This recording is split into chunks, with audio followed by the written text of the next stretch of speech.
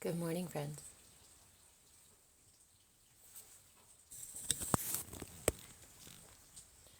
Just getting set up here.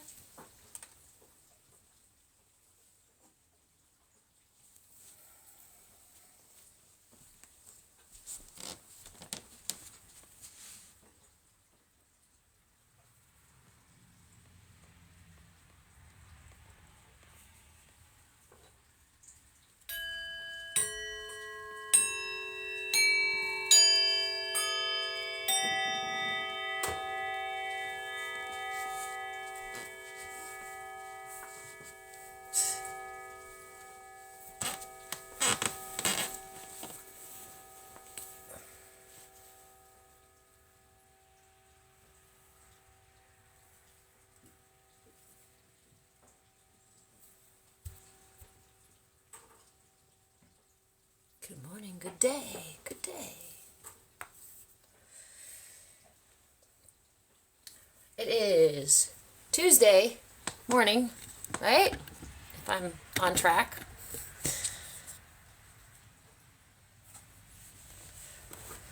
So we have a new mudra for the week. Hello, hello, hello. For those of you who are new here. Ah,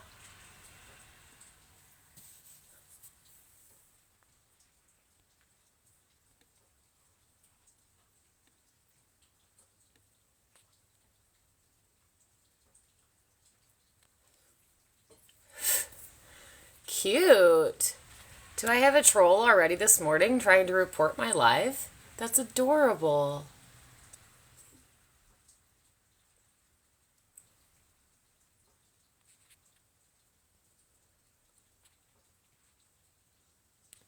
Okay.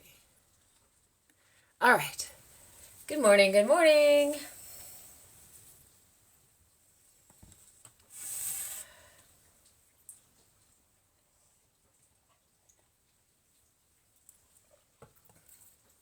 Right, Josh?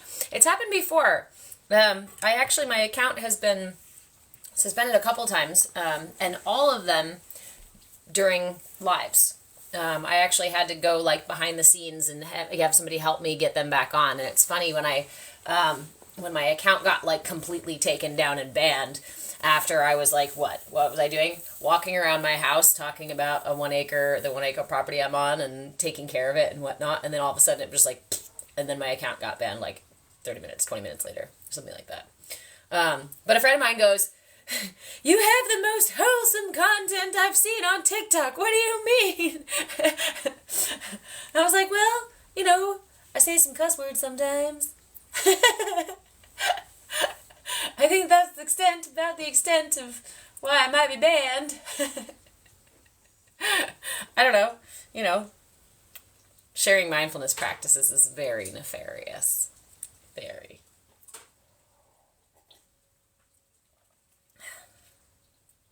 All right. Well, thanks, Josh.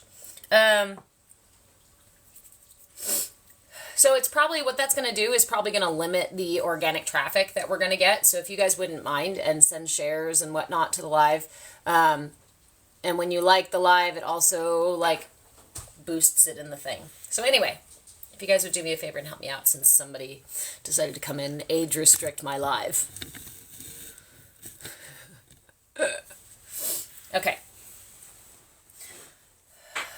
So, for those of you new here, hello. My name is Reverend Deborah. I am a movement facilitator and the owner of Move with Change. And these are our Bhakti Bites classes. Bhakti Bites, Bhakti means devotion. So devotion to what? Devotion to self-care.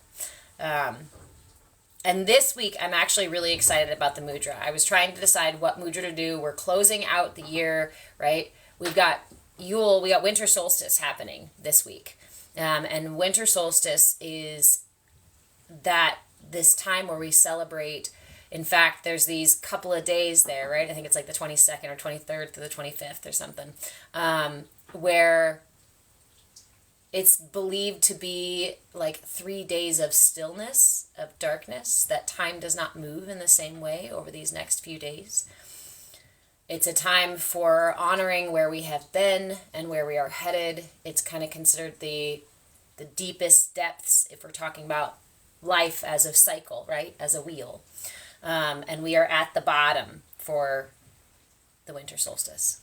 So what I wanted to do this week was to honor that time of year, honor that as a practice of self-care by doing the Dharmachakra mudra. So the Dharmachakra mudra represents the wheel of Dharma in Buddhism. And the wheel of Dharma, or Dharma, being different from karma, Dharma is more this kind of the way that we live our lives. And the idea that there is I don't want to say good and bad, but there are beneficial ways to live our lives and not so beneficial ways to live our lives. And when we not so beneficial ways to live our lives, we incur karma. We create karma. We generate karma for ourselves. And when we live in these more supportive, positive ways of living, healthy ways of living, then we are walking our dharma and we are clearing karma rather than accruing it. So the chakra for the week, or the mudra for the week again, is the Dharmachakra mudra, and this one is pretty easy actually. So don't worry, don't expect. Sometimes we twist our fingers up into bundles and whatnot, but this one's nice and easy.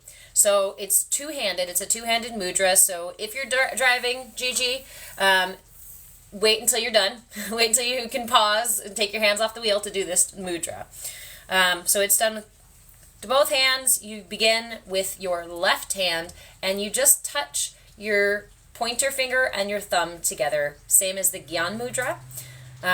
Leave the other 3 fingers extended, and point your left hand right where the index and thumb connect.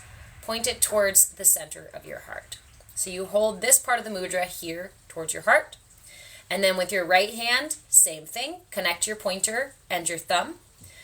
And then you'll connect the tip of your pointer and your thumb, thanks Lavelle, to the tip of your middle finger. So it looks like so. Again, that's your left hand in the Gyan mudra, which is just the tip of your pointer finger and thumb. Bring that palm facing in towards your heart. You can almost touch, if you'd like to touch, you can do so. You can touch or almost touch your heart with the point where your pointer finger and your thumb connect. And then use your right hand in the same gesture. Place it on the tip of your middle finger. This is called the Dharmachakra mudra and represents the wheel of Dharma. Represents the cycle of life, the cycles of living, whether they be seasonal or multi-lifetimes, right? The beginning in creation and whatnot of the universe, right? All the cycles in existence are represented by this Dharmachakra here. So when we sit with the Dharmachakra, this is also known as the chakra of auspiciousness. This mudra works to clear the mind, bring about inner serenity, clear space. Thank you, Nikki. Clear space for new growth. It is said that the Buddha held this mudra when he gave his first sermon, when he first came out. Thanks, guys, for all the gifts. When he first came out of that long meditation, when he first discovered enlightenment, and when he first spoke, this was the mudra in which he held his hands. So that kind of energy of allowing your higher self to speak through you, to move through you, to lead you forward through life, which is what we're hoping for with our Dharma, right? When we trust our higher selves, when we trust ourselves, when we create space for our higher self to communicate with us and guide us through life, then we walk our Dharma instead of incurring karma and creating suffering for ourselves, because that's what karma is, the cycles of suffering.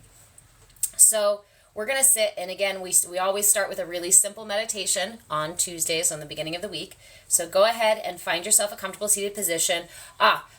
So this mudra, again, is a nice hand mudra that you can just hold as is. If you want to increase the energy flow of this mudra, it's recommended that you sit in Padmasana or lotus pose. So if you can get yourself into lotus pose, great. If not, don't worry about it. And it's not recommended that you get into lotus pose or try lotus pose. If you've got knee issues, please be careful of your knees, okay? Don't force yourself into lotus pose. But if it's available to you, it does assist with this mudra. So find yourself a comfy spot to sit for maybe 5-10 minutes here. Again, left hand, touch the tip of your pointer and thumb together. Face that in towards your heart, palm in towards your heart, other 3 fingers extended. Make the same gesture on your right hand, touching your pointer and your thumb together, and then connect the tip of your middle finger to the point where your pointer and your thumb connect. Go ahead and close your eyes, holding this mudra at your heart, and we'll begin with 3 deep breaths. Inhale through the nose, pulling the breath through the lungs and into the belly.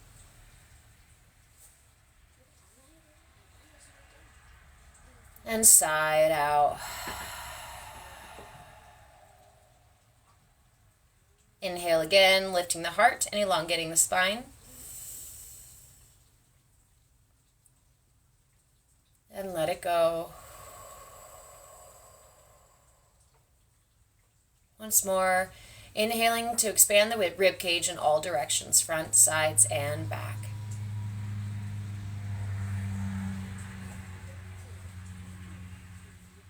And sigh it out.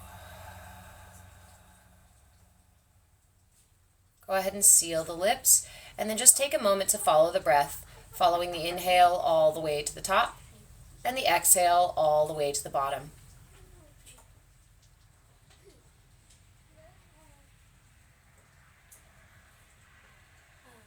Allow each inhale to create a little more space within your heart, within your rib cage, and allow the exhale to melt away any tension remaining in your muscles.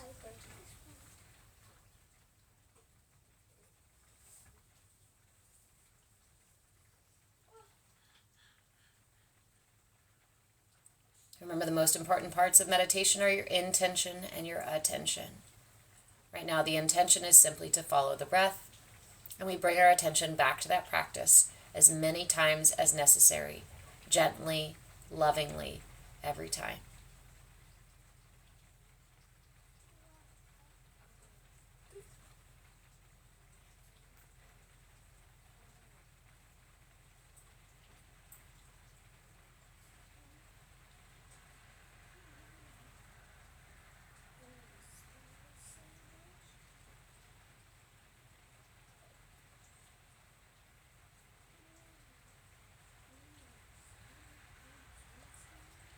Allowing each inhale to create space within you.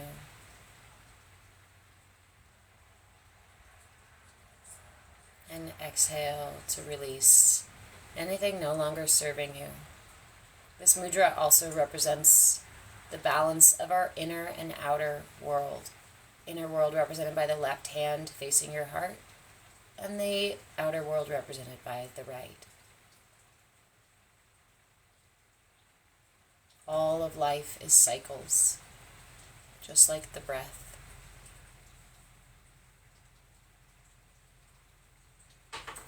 And in this practice, we slip out of that place of duality and see it for the continuous cycle that it is. Not either or. And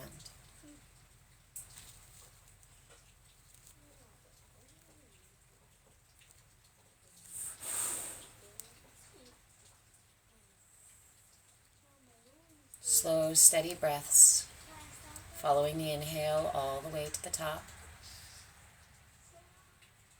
and exhale all the way to the bottom.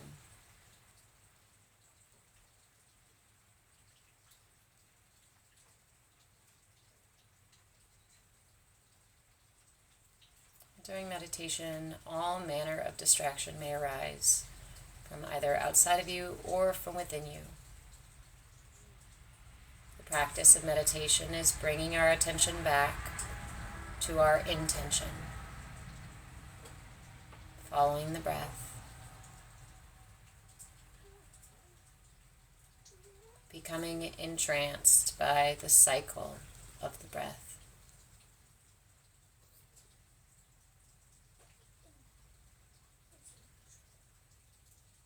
Allowing the mudra to make space within our hearts,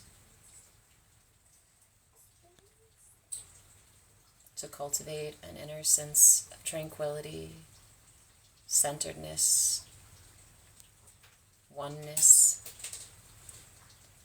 non-dualistic way of being. Stay with the breath.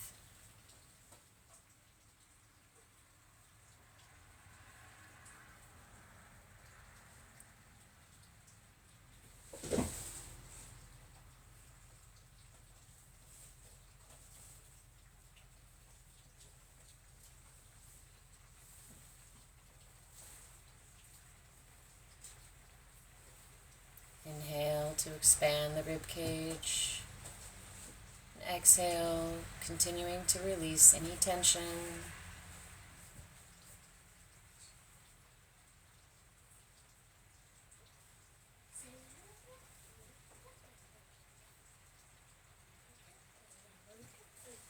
Remember that anything that arises within you during meditation is not here to distract you or out to get you or anything like that. It is simply ready to be released.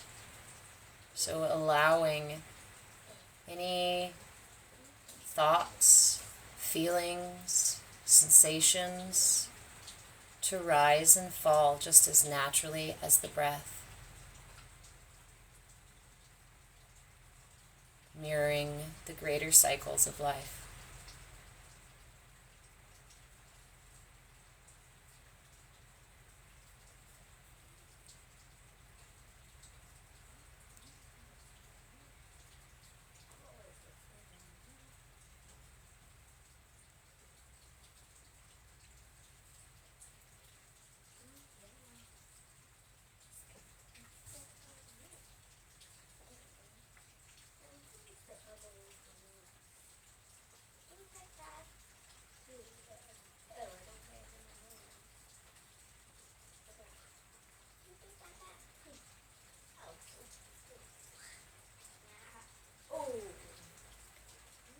I invite you to take a moment before we close our meditation to offer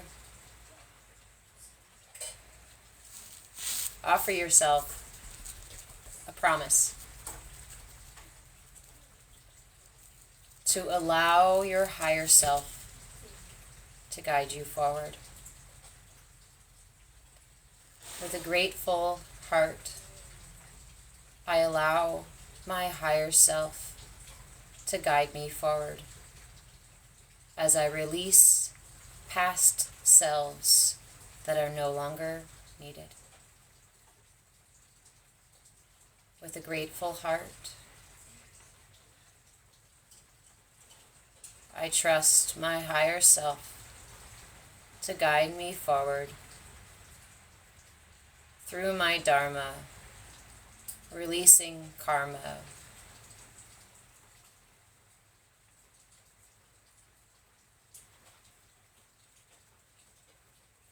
with a grateful heart, I release.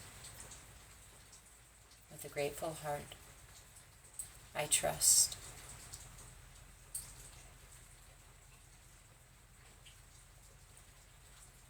I encourage you to stay with this meditation as long as you would like.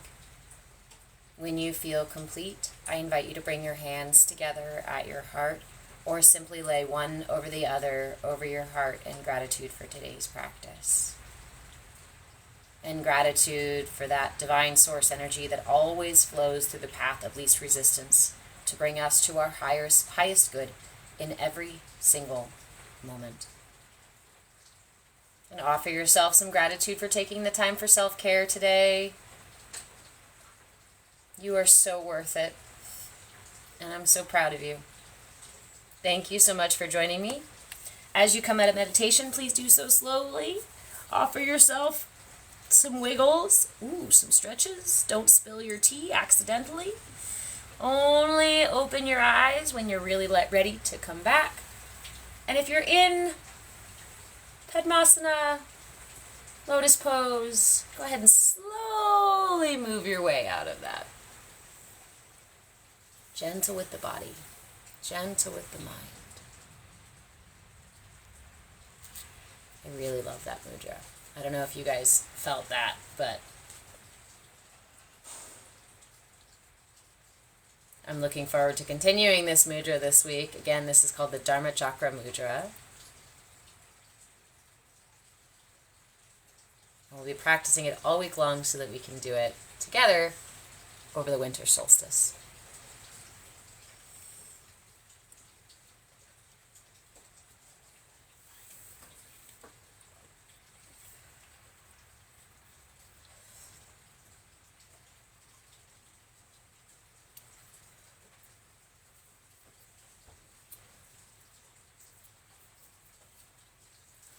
Thank you for the heart, Nikki. Doing this mudra always brings my mind to karma and to dharma and to the difference between the two. And to the choice, to the choice of aligning oneself with our dharma. There's some really interesting teachings about dharma, in the Bhagavad Gita, there's a story of a Arjuna who's a army general. I forget exactly what his title was, but he's leading half of a battle, and he looks out over the battlefield and he sees people from the same village on two different sides. He sees family members on two different sides. And he realizes that it's his job to lead them to fight each other. And he says, I can't do this. This is wrong. This is not okay. And then Krishna comes and speaks to him of dharma, of our purpose, hey Corey, in life. When we think simplistically about karma, we think, well, if I do bad, I get karma. If I do good, I clear karma, right? But it's not that simple. Because what is good and bad, aka right and wrong-ish for me, what is for me and what is not for me, is different than what is for you and what is not for you. Same with the analogy where I talk about humanity as the body. Some of us are the hands, some of us are the shoulders, some of us are the feet, some of us are the armpits, right? What's my dharma and what's your dharma may be two very different things and may manifest very differently in life. Does humanity as a whole, for the purpose of our evolution and continued existence, need some people to step up as warriors? Your belly button limp, Catherine, that's so adorable.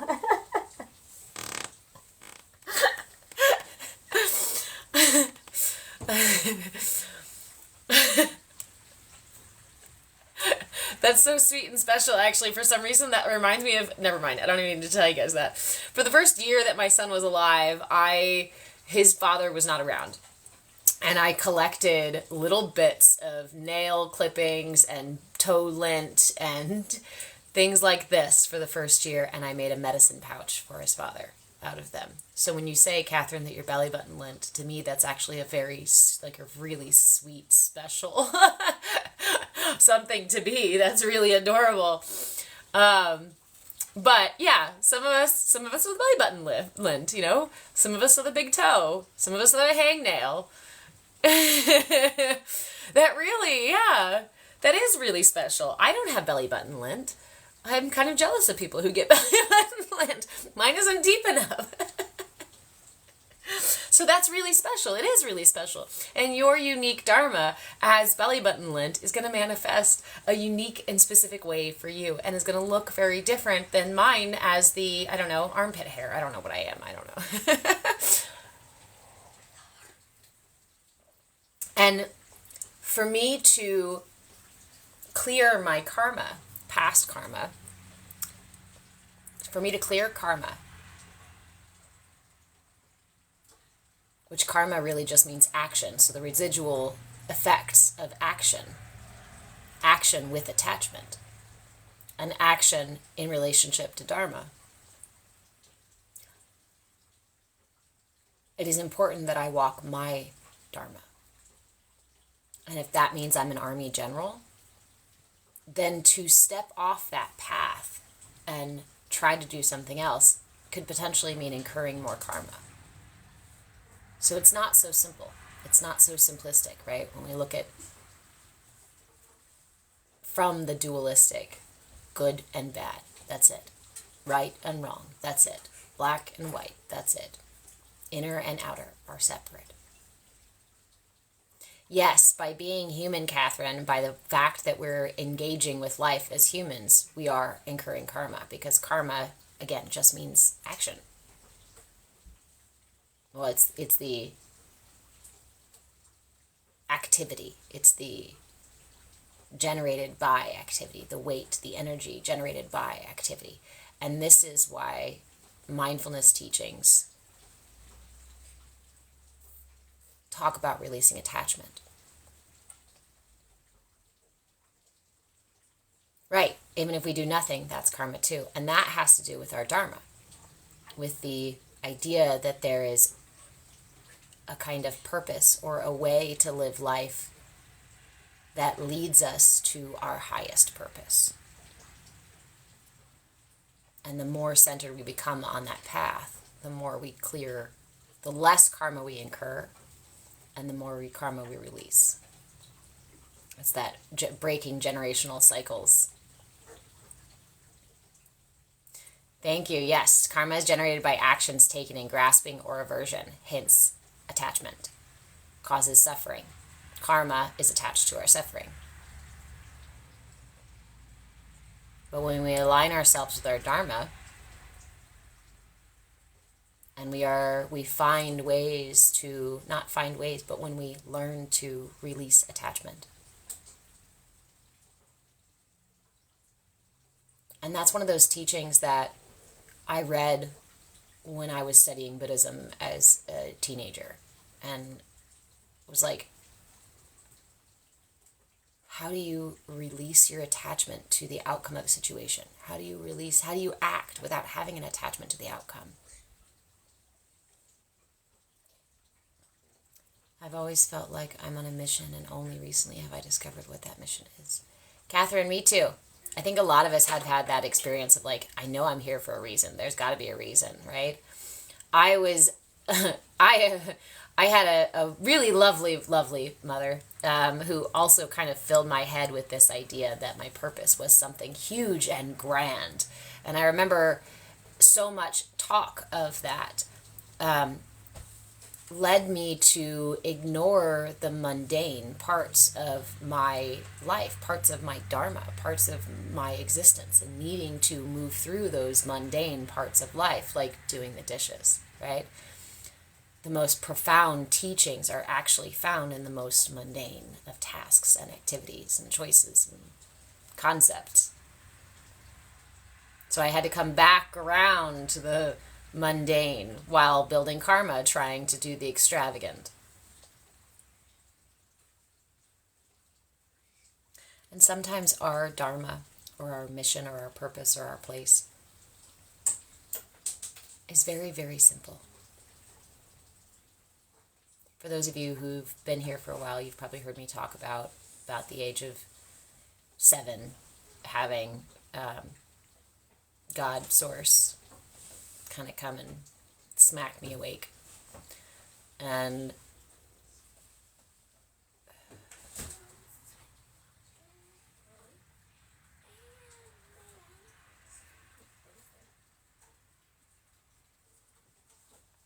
I guess I just wanted so bad to jump the bridge, to jump the ravine between being stuck in this meatbag body and having to figure out the answers and interpret the wise sayings of ancient people. And I wanted to jump ahead. I wanted to just be over on the other side where I understood it, where I was walking a karma-free path, full, and just fully centered, fully.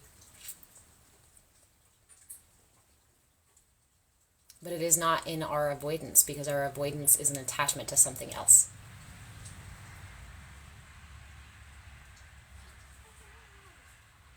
Like you said, Catherine, doing nothing is in karma too, unless that's part of the dharma that you're experiencing, right? Sometimes, yes, our dharma, our right action is to do nothing. It's like the idea of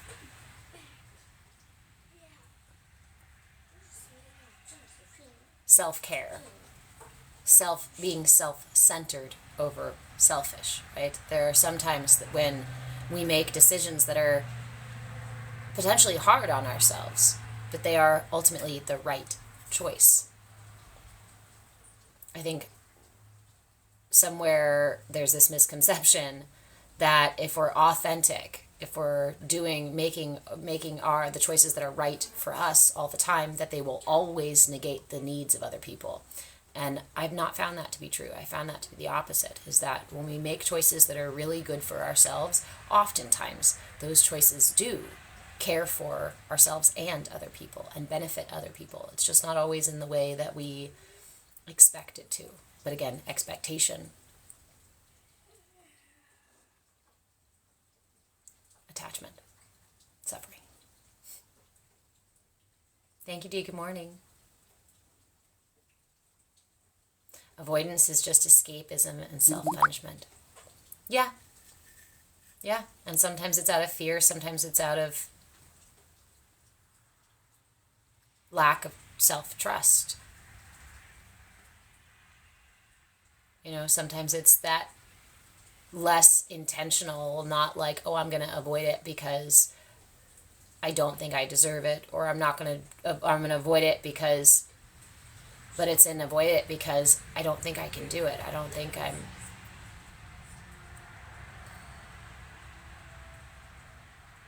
Too many people that I speak to, I hear the underpinnings of that message that you're human, you're broken, you're a sinner, you're the bad guy, and you've got to prove yourself to be well again, to be right again. This inner dialogue that we are not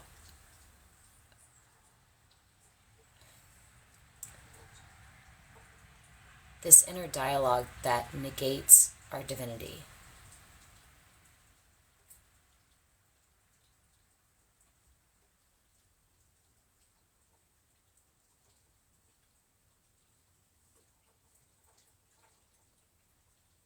If we realized that we were temples, and we understood that those temples housed God itself, that what resides within us is a piece of that which we put on a pedestal, that we hope to connect to.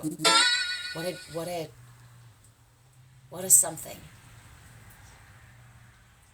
to have God within you and to be told that you need a middleman to reach him.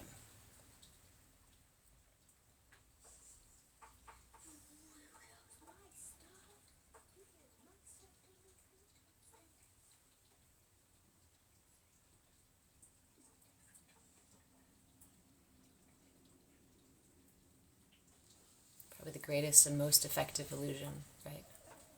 Oh, thank you guys for the gift. Sorry, I'm off in my brain.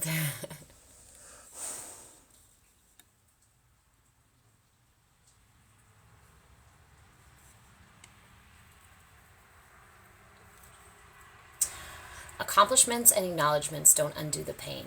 I've been having interesting conversations about pain lately because working in birth for many years, pain is a very big thing that we talk about very regularly. Thank you, friend. It's something I talk to every single client about.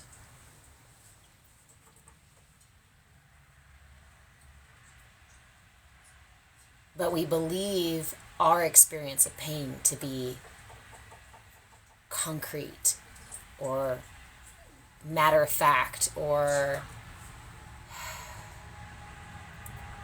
static, maybe. But our experience of pain is an interpretation of stimuli. Now that may seem far-fetched, but when your job is to coach people out of pain, you begin to see the influence that we have over our own experience. I had an experience when I was 12, an out-of-body experience during a very traumatic event. Something violent happened, and I was taken out of my body to witness it from across the room. I saw it happen, and then I was put back in my body. And when I was put back in my body, the most profound thing that I experienced was no pain. There was a big gash. Y'all can still see there was a big gash in my forehead. Blood was streaming down my face. My head was throbbing. I had just seen what happened. I had just seen my head go through a door frame. But I sat there on the floor, back in my body, looking at my hand, looking at the blood on my hand, feeling the warmth, feeling the throbbing, and realizing that pain was an interpretation of that sensation, attached to the story about how it happened. I was not in my body to experience the impact. And that was enough to separate me from the experience of the pain. I could still feel plenty. I was in my body fully. But I realized that I had a choice on how I interpreted that sensation. And that's a lot of what we do in coaching when I do birth coaching, is we redirect and we change the story. The sensations are going to happen. But our attachment to the story is what causes us suffering. Branches, you've experienced similar truths about pain. Yeah. Pain is our interpretation of stimuli. And that's not just physical stimuli when I bump my big toe, right? It's emotional stimuli, it's mental stimuli. What we call pain is our interpretation of an experience. It's our attachment to that label and to that story that causes us suffering. And further, when we hold that attachment as a memory in our minds and in our bodies, we perpetuate our own suffering.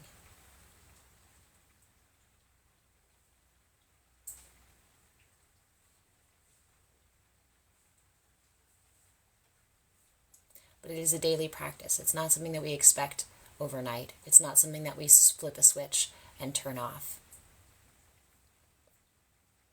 It is an exploratory experience. It is a ebb and flow.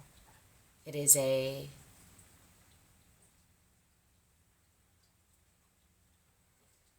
cycle. A cycle of learning, a cycle of becoming, a cycle of every time I find myself in this part of the cycle, how am I going to approach it? How am I going to meet it? Thanks, Dee. Sending you love too. Have a good day.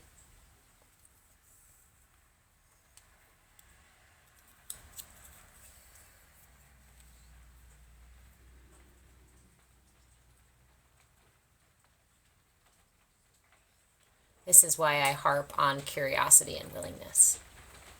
When we approach life with curiosity and willingness, we open ourselves up to the opportunity to discover something new, to learn something about ourselves, about others, about life.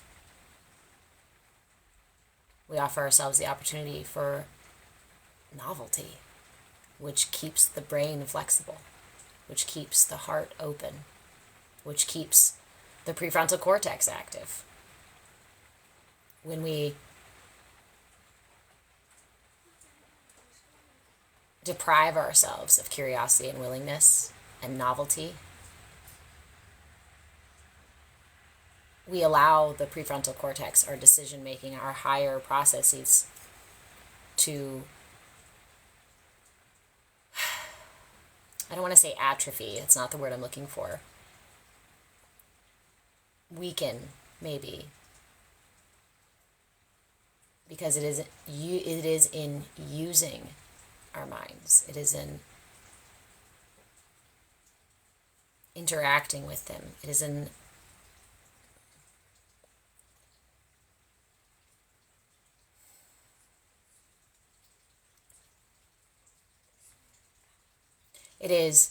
working as a death midwife. Yes, I was a birth doula and a death midwife.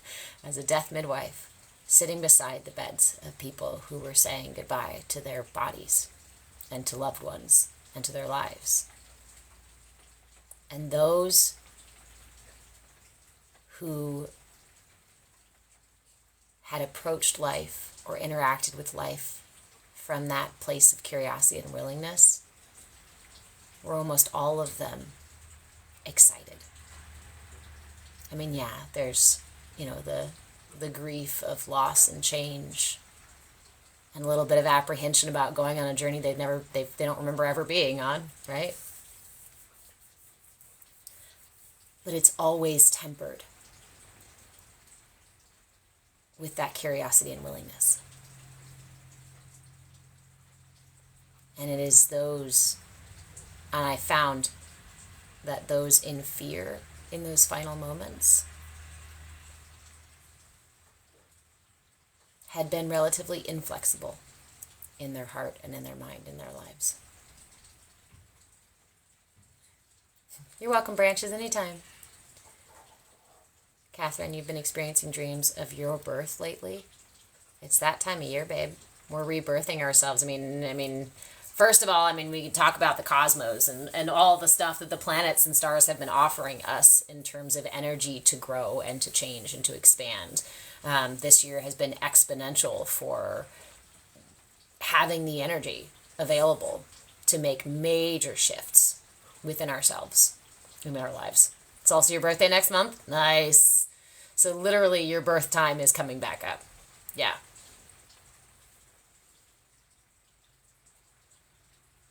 I encourage you to take this time and take stock of what you're willing to let go of, of what you're ready to make space for.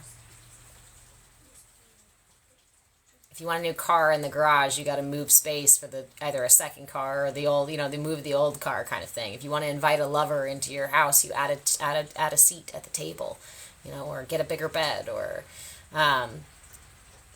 metaphors for creating space in our lives for that which we would like to invite in our lives.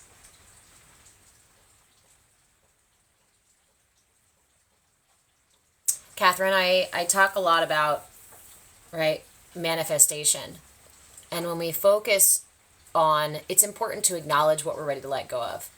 But the amount of time and attention that we give what we're ready to let go of is far less than what we're ready to receive.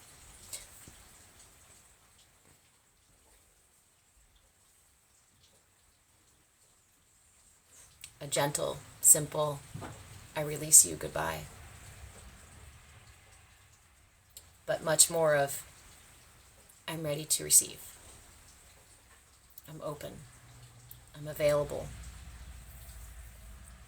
I trust my higher self to lead me forward. I trust the flow of life is heading in the direction of my highest purpose. of the mission, right? That you've discovered for yourself. I'm happy for you. During that 7-year-old awakening, for me, I was shown that in each of our hearts resides this little golden nugget, is how it was shown to me. This little multifaceted golden nugget, this little spark, this little thing that's our gift to the world. Some of us are born, well, we're all born with it and it's there, but some of us learn to hide that. Some of us learn to encapsulate it. Some of us learn to protect it. Some of us learn to put up walls and boundaries and armor around it and hide it somewhere deep, deep, deep within ourselves. And so the work later becomes uncovering that, coming home to yourself and doing the internal excavation work necessary to unearth what our purpose really is. To come home to ourselves, to meet ourselves, to discover ourselves as we are now, as we have been created unconsciously by our internal and external stimuli.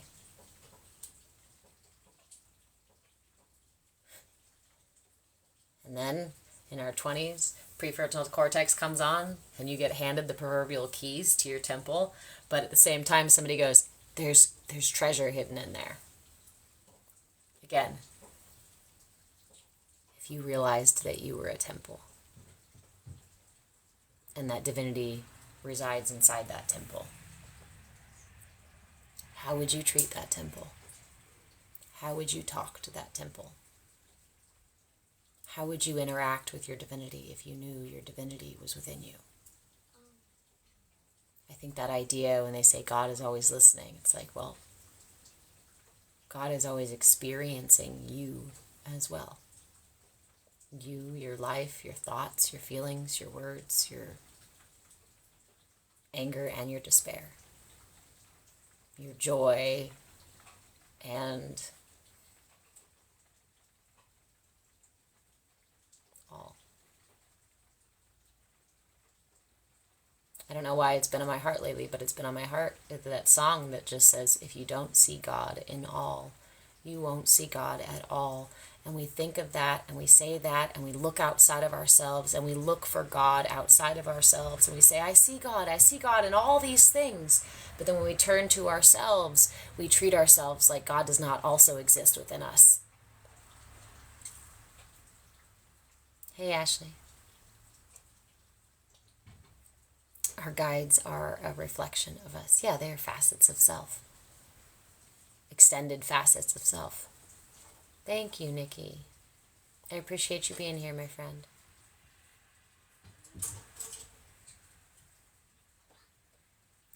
Thank you. But think of that. Like, because so many of us were not taught that your divinity resides within you. I was raised Catholic. We are not taught that. We're taught that you got to go through a middleman and only he can talk to God. You're not even allowed to talk to the guy directly. No, he doesn't want to talk to you. He hates you. You're the bad child. What a ruse. What a ruse. And again, that's not to say that there's not lessons to learn in there and that there's not Dharma there for some people. Long time no see, hey. It certainly can be. Hi, Ember. You have to go through these saints too? Yeah, like all these layers of like, before you can talk to the big guy, you got to make an appointment and you got to talk to his minions and you got to go through all these layers and whatnot. And I laugh only because I left the church and found God. God was in the church too, but it was hard to see him behind all those layers. And when I found him within myself,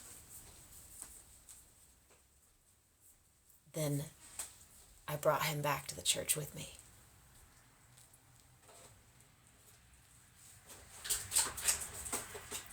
And when I look at the other,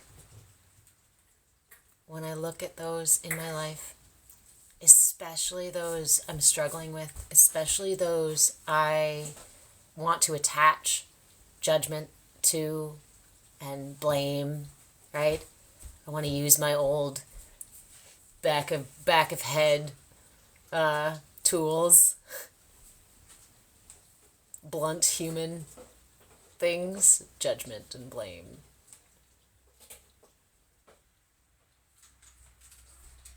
The easiest way, I struggled for forgiveness for so long. I struggled with forgiveness for so long. I struggled to find forgiveness for people for so long. But I think we talk about Dharma, and I think that was part of it. I know that was part of my Dharma. I went through some really horrific, traumatic stuff as a child. And the lesson that is available to me now is to learn the depths of divinity within each of us. And that even those that we perceive as awful are still divine. How is that? Ashley, really? We're having a very similar conversation right now? Of course. I love that. I love the synchronicity there.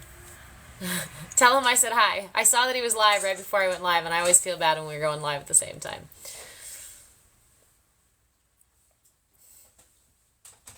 You attended an old church and would always see these orbs in church, but was told that they were in your head. Yeah. Yeah, again, we're intentionally separated from our divinity. Because if you're intentionally separated from it, if you understand that you have that divinity within you, that's a different level of personal power and personal awareness. Right? You know that you don't have to follow the rules of a middleman because you can speak directly to your creator, to higher power, and ask your guides directly.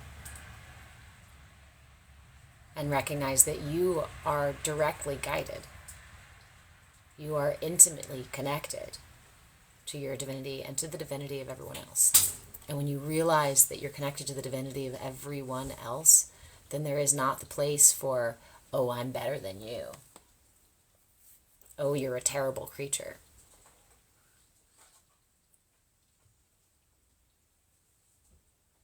You are a reflection of me, so what I see in you reflects something in me.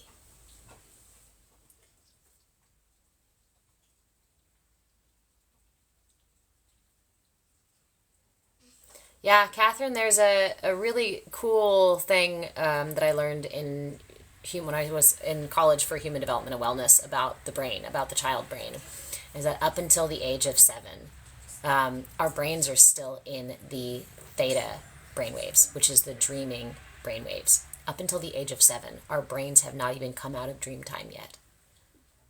So when you have young children and your young children tell you that they are seeing or experiencing or knowing things or understanding things, I highly encourage you. Don't worry about whether or not you're going to fuck them up somehow by feeding into their imagination, because they are literally in the dream time. You want to talk about astral projection? There are all of these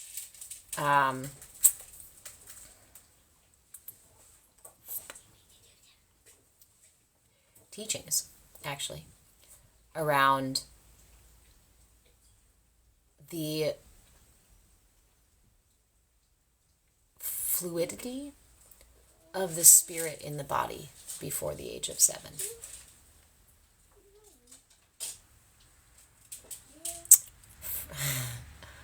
Franz, not sure if it's because you're young or something, but there's way too much apathy and hate in this world. Actually, I think that so many of us are here with that feeling in our hearts. That's something that I grew up with. I used to sob imagining how Christ could walk this earth with how much hate and pain and suffering that is here.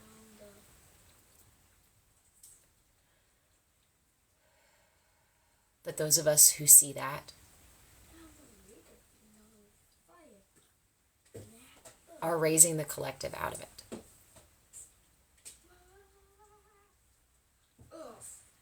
Those of us who see that and are unwilling to tolerate it and unwilling to participate in it and see the divinity in ourselves and in others, we bring that light to the world. That's what people talk about when they talk about light workers.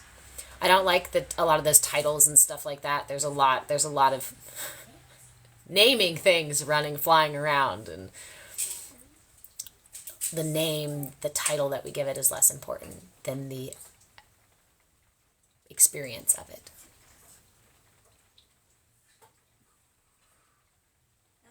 That's what you see your mission as now, raising the collective. Yeah. Honestly, day to day in your life, just resonating at the highest frequencies as you can, and not just the highest. Like, we're not trying to sit up here and just go ah! With our energy all day long. Sorry, dog. He just gave me a hell of a face. Like, what the fuck? We want our energy, right, to flow through our entire energy body. So it's not all day long. We don't want to blow out our higher chakras. We want to make sure that we ground out so that channel, that energy, that authenticity can flow through us. Authenticity is not high vibration all the time. Authenticity is the flow of energy through our system.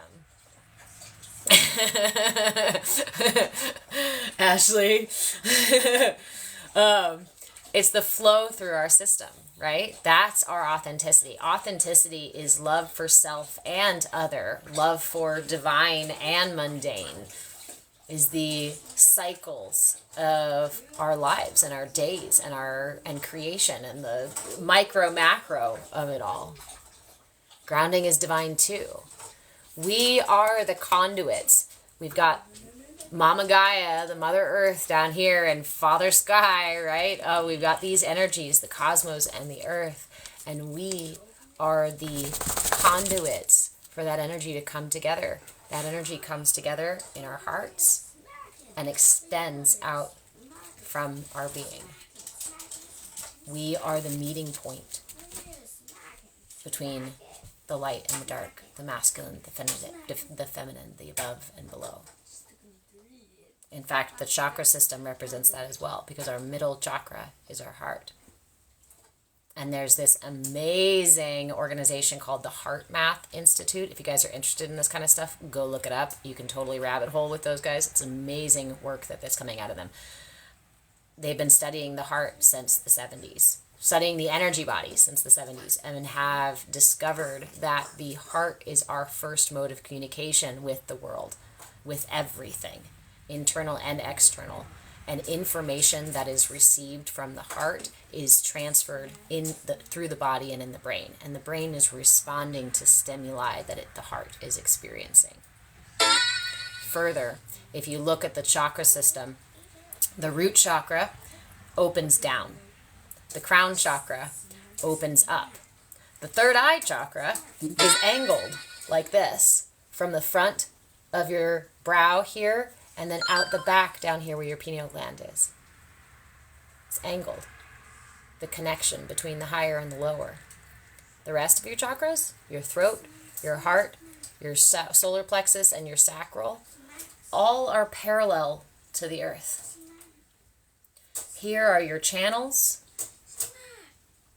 for that divine prana. They meet in your heart. And the wheel of the heart actually spins to the left because of the energy body and the way that energy flows up and down on these two sides. You can imagine them kind of like pulleys that cause these wheels to spin. Your third eye goes to the left. Your throat goes to the right. Your heart goes to the left. Solar plexus to the right. And you can also relate this to masculine versus feminine energies, the right and the left, right? This femininity of intuition is to the left. The masculine expression is to the right. The nurturing, right? The heart here to the left. Solar plexus, your will, to the right. Sacral, literally your breadbasket, your umbilical cord to the universe, to the left, toward the feminine. And then these root and crown remain open, hopefully, right? With a clear system so that energy can come through. Hey friend, yeah, we already did our meditation. So this week, and I'm actually just about to close here, this week we are working with the Dharmachakra mudra. We have winter solstice coming up at the end of the week, and winter solstice is about letting go of the past year, spending a couple of days in the darkest time of the year, and emerging with the coming of the light.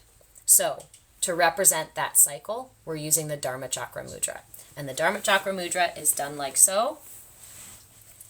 Ow. Okay, sorry, I have stones in my socks. Crystals in my socks.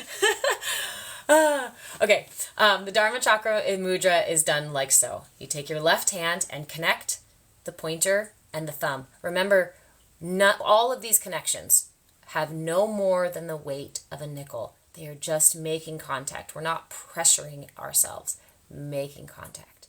So the left hand, make contact between the pointer and the thumb, leave the other fingers extended, and turn it palm in towards the heart. You can even touch the heart with that connection there if you'd like to. I enjoy doing so. Then with your right hand, same. Connect the pointer and the thumb on the right hand, and then place that connection on the tip of the middle finger, ideally with your right hand facing out. If this is a little bit hard to twist it that way, that's okay. You can just rest your shoulders by your side and allow your hands to be as they are. This represents that wheel of the cycles of life, right? And it is said to be the first mudra that the Buddha did when he came out of that process of meeting, of discovering enlightenment. And when he spoke for the first time, he sat with this mudra, with the wheel of Dharma. So yes, thank you, Gigi. If you missed our meditation, the replay will be on YouTube at Move with Change.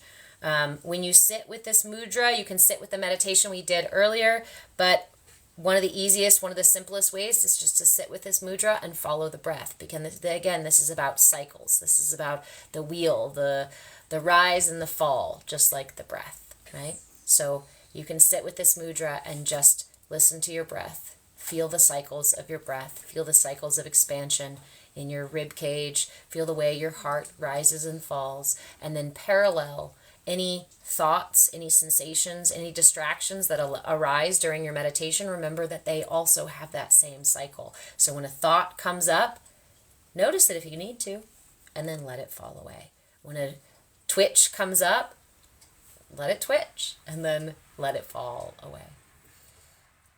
So I go live Tuesday, Thursday, and Saturday mornings for Bhakti Bites. This is when we practice a mindfulness tool and usually do so with a brief meditation. And then Friday mornings, I have Tiny Yoga. That's all these are at 9 a.m. Pacific time. Friday mornings, Tiny Yoga. You can find all those replays on YouTube at Move with Change.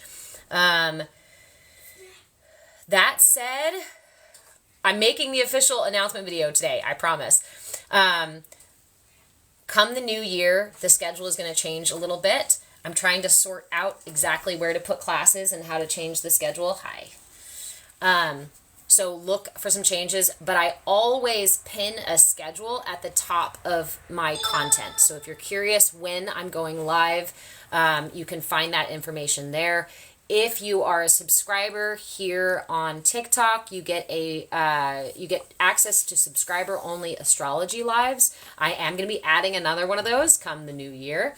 And then once you've subscribed here, you also get a free month over at movewithchange.com. Movewithchange.com is the online platform where I will be offering I'll be offering classes over there, and as a member over there, you also get weekly group coaching, as well as steep discounts on any of the private sessions I offer, whether it be coaching, energy work, guided meditation, yoga, any of those things that we do one-on-one. As a member at Move with Change, you get a huge discount. And I will be offering a couple of private classes over in Move with Change only for members. So if you want access to those, those are going to be over there. I will continue to do some short classes here on TikTok just because they're so much fun and I love hanging out with you guys. And they're a great way to invite people in, right? So if you have any questions about any of that, feel free to just send me a message. Again, you can find me over at Move with Change. If you want to work directly with me, one-on-one, you can find that over at Move with Change as well. Again, for this week and for next week, Tuesday, Thursday, Saturday at 9 a.m. Pacific time is Bhakti Bites, where we practice a mudra and practice a meditation. Friday mornings is tiny yoga, yoga for every body and every space. So it doesn't matter what your yoga practice looks like otherwise. I thoroughly encourage you to come join me for these 30-minute classes. Actually, it's about 30 minutes. About 30-minute classes where we do yoga in a chair. And you can do it on the edge of your bed. You can do it in the front seat of your car. Obviously, depending on how much space you have, things are modified a little bit, but that's the whole point, is expanding our practice to be able to incorporate yoga and mindfulness techniques and self-care into any moment of our day, right? Can't wait for more astrology. I know, I'm really excited. I'm really having fun doing that. And it's funny because I don't know if I told you guys, like a couple of weeks ago, I asked, I kind of asked the universe about astrology. I've been studying astrology for a long time. Yeah, back when aliens still didn't exist. Sorry. I've been practicing astrology for a long time, doing a lot of study and a lot of research around it. And I do intuitive readings. So Friday nights, I initially started it as just top 3, right? But there's so much more to your chart, and I really love looking at the uncommon aspects, fixed stars, asteroids, aspects to minor and different planets and positions in your chart. You can also find an indication of your dharma in your chart. You can look for and discover lessons about your karma in your chart. So I love reading stuff like that, and I actually do a lot of my coaching based on your chart because there's so much information in there that we can work with and help and learn how to channel the energies that are already available to you, right? But yeah, I'm going to be doing Friday, continuing with the Friday one, and then I'm going to be offering a Sunday or Monday forecast for the week. I am working on a project with somebody else for putting out a newsletter. It's a really amazing little publication. It'll be available online, and I'll tell you guys all about that once it's up and running. But part of my doing that is writing the planetary forecast for every 2 weeks or so. So I'm going to be offering that to you guys live, but I think most of my lives are going to be turn into subscriber only lives. That way we can continue to cultivate a nice space, cultivate a safe space, where everybody can show up just as you are, Again, authenticity. Authenticity is not the ego expression. It is the purest expression of divinity as it shines through you. Thank you, Ashley. I love you too, my friend. All right, guys. Go be your authentic selves. I love you so much. I am going to work on an announcement video. We have officially, I don't know if you guys noticed, but we officially changed the name over to Move with Change. It's finally December 18th was yesterday, which is when TikTok allowed me to do it. So we are now officially Move with Change. So yay! Amazing things happening. Amazing confirmations. Trust. What broke the dam? What broke the dam? Trust. The dam that was holding back the energy that was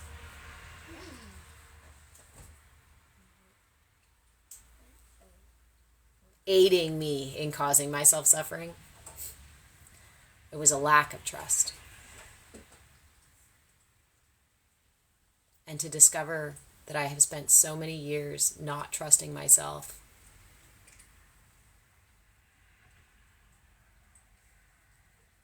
And to make the commitment to learn how to do that. Just making that agreement with myself has made huge changes in my life. So I encourage you, find that trust, allow your authentic self to shine through. I love you. And I will see you guys. Let's see, it's Tuesday, so no other lives today. Thursday morning. I'll see you Thursday morning for our next Bhakti Bites session at 9 a.m. Pacific time. If you want to connect with me in the meantime, send me a message. If you have any questions, send me a message. Otherwise, I will see you over at Move with Change. Subscribe here if you want a free month over there. Okay. Love you guys. Have a great day.